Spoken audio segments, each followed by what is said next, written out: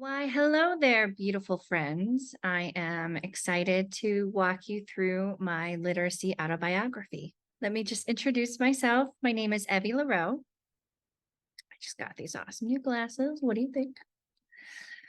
Also, I just realized I'm representing our t-shirt we got this summer. All right, so I made a whole timeline diagram, but the first question that was really kind of triggering and speaking to me is, what is literacy? So I picked up one of the books that's required for this class, and it has a glossary in the back. The definition given for literacy is communicational practices that include script, talk, and other modal forms. And then the first chapter, it says, what is living literacies? And I like the first paragraph. A living literacies approach to research starts from the ways that meaning is made as people conduct everyday activities. Indeed, it relies as much on more routine, everyday activities like scrolling through Instagram, watching news footage, or listening to music as it does on official school literacy activities like reading, writing, speaking, and listening to lectures. Living literacies involves being in and of the world. We move through and within literacy all the time, and the mind, heart, and body of each of us play equal roles in the process. I was born tongue-tied. And if you don't know what that means, it means that the little latch under your tongue goes all the way to the tip of your tongue. And so when you stick out your tongue, you can't get very far because it's connected or rooted to the bottom of your mouth. And oftentimes they clip. It's very common for a baby to be born with their tongue tied, but my doctor in 1982 decided, no, we're not going to go ahead and do it. So I was tongue tied till the age of 12. And I think that really played an important role in my speech and processing of language. I'll come back to when I was 12 a little bit later and how that all connects.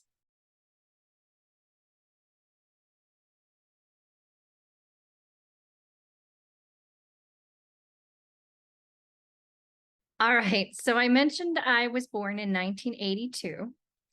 And from 1982 to 1988, I created my own language. It's not to say that I didn't speak. I was extremely verbal. I spoke all the time. I think I recognized language at a normal rate than other children did. I was able to respond in coherent sentences. But when someone told me to write something, I would draw a picture instead. And then I created my own visual language, which was a combination of symbols and how things sounded. And so it's interesting. I look back at some of the writings I did that my mom kept when I was in first grade, and I can still kind of understand and read the language that I had created. And I know you're thinking, how was she able to get by with not being able to learn how to read or write till third grade? But let's remember, this was the early 80s.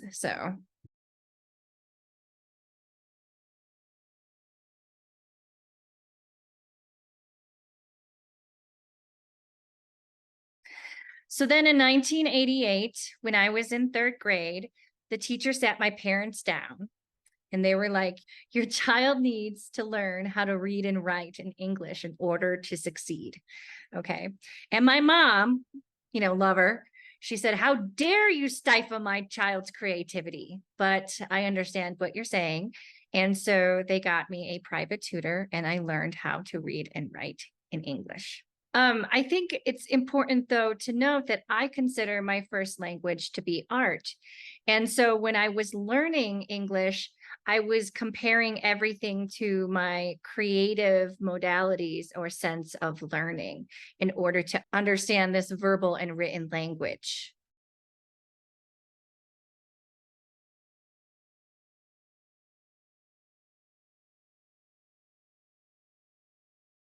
In 1992, when I was 10, my grandma bought me an upright piano. And I then started taking piano lessons and learning how to read music. This was in fourth grade. And at the same time, this is when you start a music education in the public schools in Illinois. So I tried out all these different instruments, and I really wanted to be like every other girl and play the flute. And to this day, I still can't make a sound out of a flute. But I picked up the reed instruments, and I felt like the clarinet was the best fit. And so I started playing the clarinet. But I did not want to be a clarinet player. I wanted to be a saxophone player.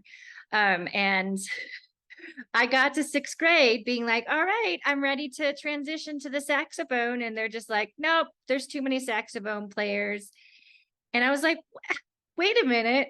I'm only playing the clarinet because I wanted to transition to the saxophone.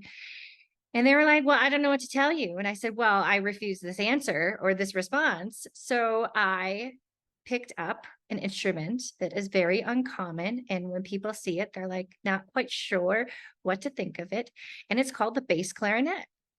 And I loved it. And it was a bass instrument. It was an instrument that supports, the main melody. And I thought it was the coolest instrument ever. And because of it, I was able to succeed in later musical endeavors in middle school. So in sixth grade, when I was 12, 12 being the number I mentioned at the beginning of the video, I had my tongue clipped. And to this day, I vividly remember how it felt to, for the first time, to move my tongue around my mouth and truly understand how certain things are spoken, being able to take the tip of my tongue and touch it to the roof of my mouth and say certain things like S's and T's. It's very interesting. It didn't alter my speech patterns, but I was able to better clarify and enunciate things after that happened. It also didn't take away from my social circumstance. I don't think that people judged me because my tongue was tied. I don't think they even noticed. So, but for me, this was a significant point in my life where I did not feel held back from certain literary approaches.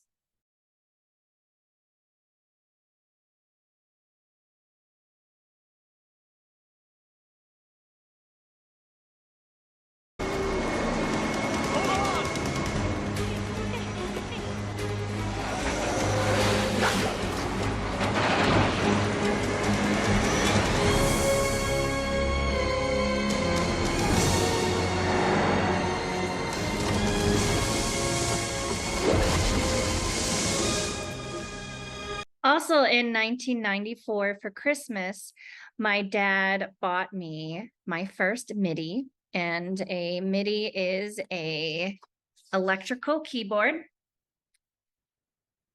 that's connected to a computer source.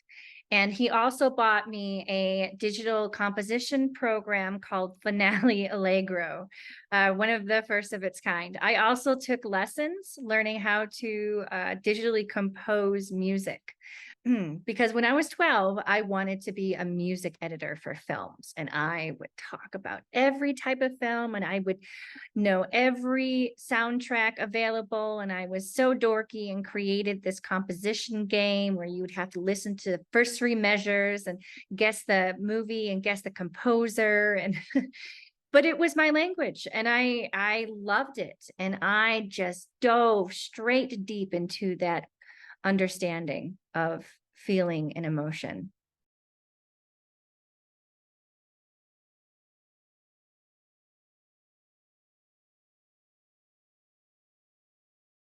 I come from a very musical family, and it all really stems from my dad's mom, the one who bought me the piano when I was 10.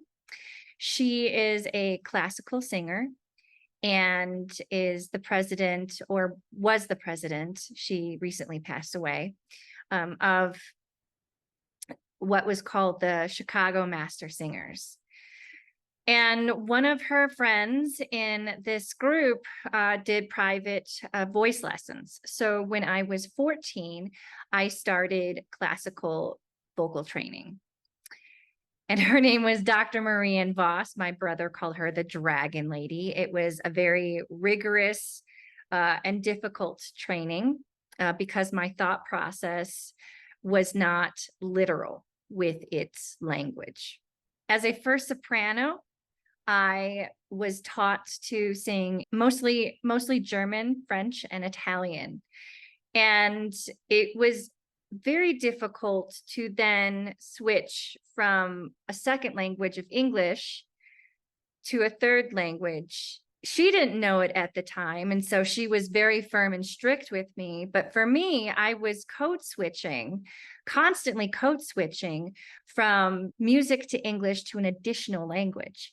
And so my brain wasn't processing as fast as I was supposed to be singing. So that was a huge challenge for me.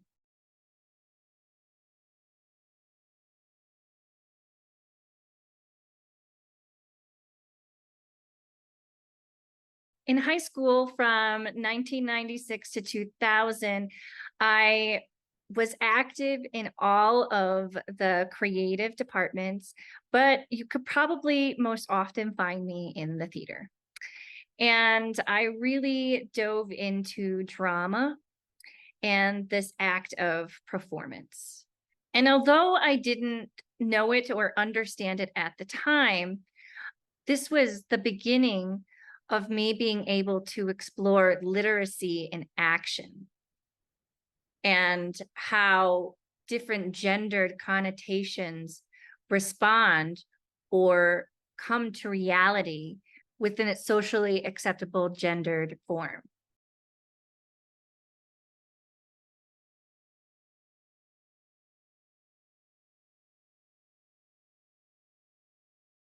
So I got my BFA in painting from the College of Santa Fe. And this was a really unique institution. It really was, arts integration wasn't really a thing or known to be a concept at the time. But at this school, I was encouraged to respond in my preferred art form. And this would be in my science class, and this would be in my social studies and history class. Any subject, I was encouraged to respond to it within painting or music or film.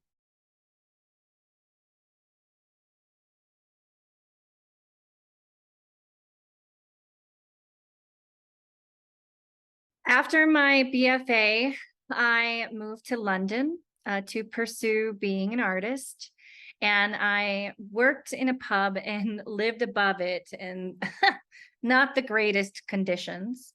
But it was truly a learning and growing experience for me.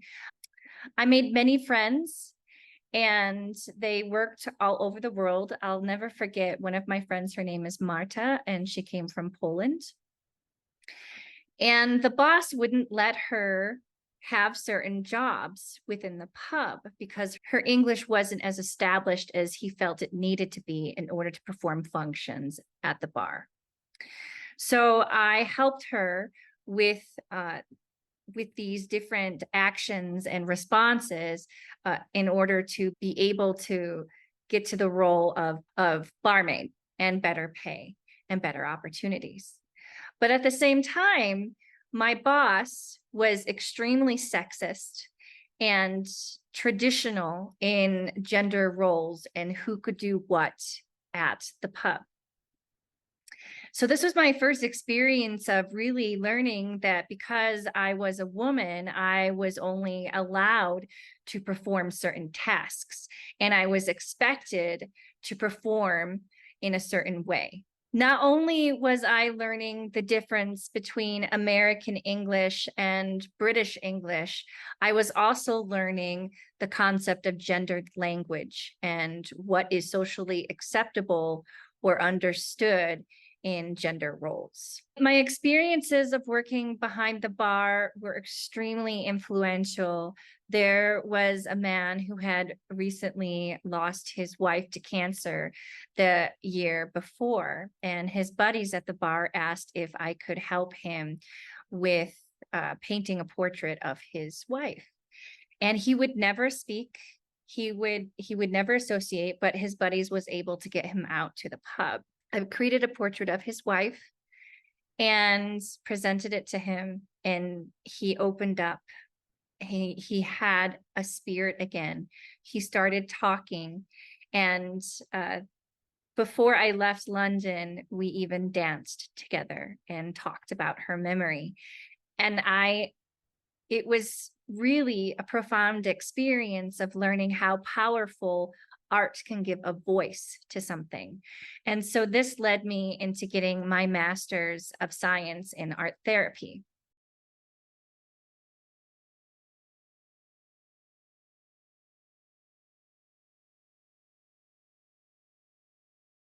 And although my therapeutic degree was in this creative modality, I also, at this time, had to learn how to write academically. And since I had never done it before, this was a very excruciating process for me because I was expected to already know this by now. And I didn't. And so I had to kind of pre-learn all of these academic expectations and incorporate them within the assignments that I was currently doing. So it was a lot. And I could have done a more of a performative piece for my thesis, but I chose to do a traditional format of writing my thesis. And as some of you have learned, I did a phenomenological research study of 2 different social action projects that I created. It was 119 pages, and it was the most difficult thing I had ever done up till that point.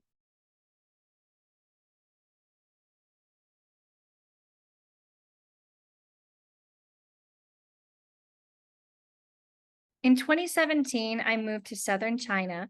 I started working for a network of international schools, mostly in China, and then their counterparts in the US. I was in charge of writing and developing all of the arts curriculum. And in 2018, I started managing all of the arts teachers in both our international and our private schools in the States. One thing that became very evident was the translanguaging component and my institution's stance on what is the most appropriate language to use and why. Ultimately, I no longer work with them because they were, in essence, an anti-trans languaging institution. And so even though they were an international school that served 95% native Mandarin speakers, they were required to learn English and only speak English in the confines of this educational space. Not only that, but gendered roles and gendered language were of high priority in this institution. And as a leader and instructor within this foundation, I learned the hard way where my place was as a woman. Ultimately, where I want to take education was refuted and looked down upon. I was told by my superior that as an artist, I was not academically competent to go into a physics class or a history class and tell the instructor how to manage their classrooms. And this hit me really hard because of my struggles with literacy growing up, But also, I just felt like his use of the word artist translated into woman, because his specific examples of a physics class and a history class are two classes run by men. So it was the last straw that really led me onto this path of understanding feminism within education, and how this whole concept of gendered language really plays a part in how you write and develop curriculum.